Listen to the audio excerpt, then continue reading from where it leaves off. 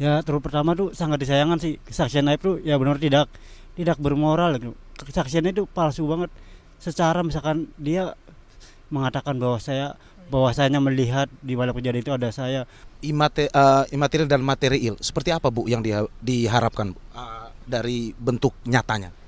Kalau materi mungkin kita akan melaporkan AEP karena memang dia sudah memberikan keterangan yang tidak benar.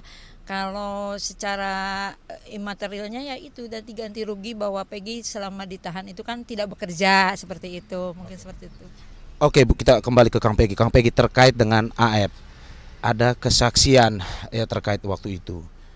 Tanggapan Anda sendiri setelah Anda bebas dari pra peradilan, apa yang Anda ingin tanggapi dari kesaksian AF tersebut?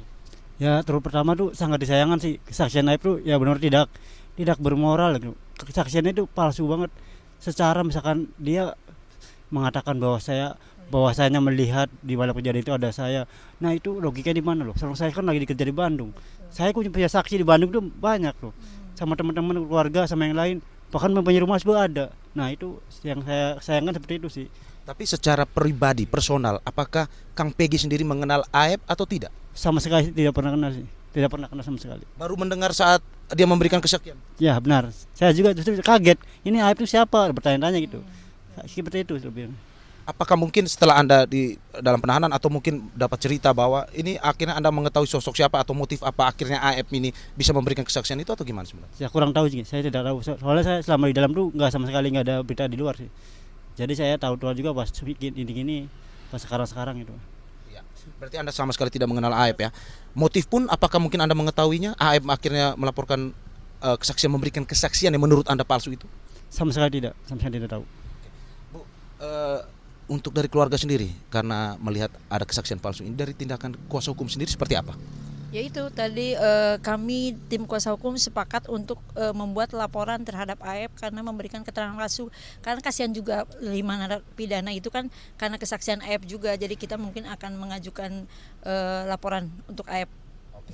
Itu berarti terkait dengan laporan AF sendiri. Bu, ini kita melihat lagi terkait dengan ada beberapa kuasa pengacara yang mengatakan bahwa memang terkait dengan pembebasan Peggy sendiri ini memang sampai saat ini untuk sebagai tersangka mungkin bisa ketika dari pra peradilan ini bahwa status tersangka bisa kemudian jika ada bukti yang baru bisa ditersangkakan kembali. Nah, dari kuasa hukum sendiri bagaimana melihatnya? Ya kalau udah SP3 kan untuk penyelidikan terhadap Peggy berarti sudah diberhentikan. Kalau Peggy melakukan tindakan hukum yang lain ya mungkin itu baru ada pemanggilan atau apa itu untuk kalau Peggy melakukan kesalahan yang lain gitu. Kalau ini kan sudah tidak terbukti bahwa Peggy Setiawan itu pelaku. Berarti untuk kasus Vina sendiri sudah SP3 ya sudah selesai, tidak ada bahwa Peggy itu udah bersih bukan pelaku dari pembunuhan Vina. Mungkin mudah-mudahan Polda penyidik bisa mendapatkan pelaku yang sebenarnya kalau memang itu adalah motifnya pembunuhan. Oke. Kita masuk sedikit ke kasusnya Kang Peggy ya. Kang Peggy melihat ada tersangka lain juga yang ditahan. Apakah Kang Peggy sendiri mengenal atau tidak sebenarnya? Nah itu yang saya mengenal sama Sudirman. Dan setelah ini saya tahu orang tapi saya cuma sepintas. Sudirman pun karena saya dulu pernah sekolah bareng jadi sudah mengenal tapi tidak sama sekali tidak ikut main bareng, tidak, hanya sepintas itu. Berarti bergaul berkomunikasi pun tidak pernah selama ini? Tidak. Jadi hanya itu tegur sapa aja, misalkan saya sekolah kan dulu kan tegur sapa gitu aja. SD, iya. Ya, Cuma dekat kalau rumah mungkin mereka. saya jelaskan itu cuma teman SD waktu kelas 1 dan Sudirman pun tidak naik 4 tahun. Jadi sudah tidak ada komunikasi lagi sejak SD pun tidak ada komunikasi lagi dengan Peggy. Berarti komunikasi pun sudah tidak terjalin setelah itu? Tidak. Oke, Kang Peggy, apa saat ini setelah bebas, apa rencana yang akan dilakukan setelahnya? Rencananya bisa kembali melanjutkan pekerjaan, kumpul sama keluarga, terus melanjutkan mimpi dan membagikan kedua orang tua, melanjutkan mimpi dan cita-cita aja seperti itu. Nah, Kang Peggy, selama Kang Peggy ditahan, Ibu menjadi salah satu orang yang sering bolak-balik media membicarakan kepada masyarakat bahwa terkait anak saya bukan pelakunya, anak saya bukan pelakunya.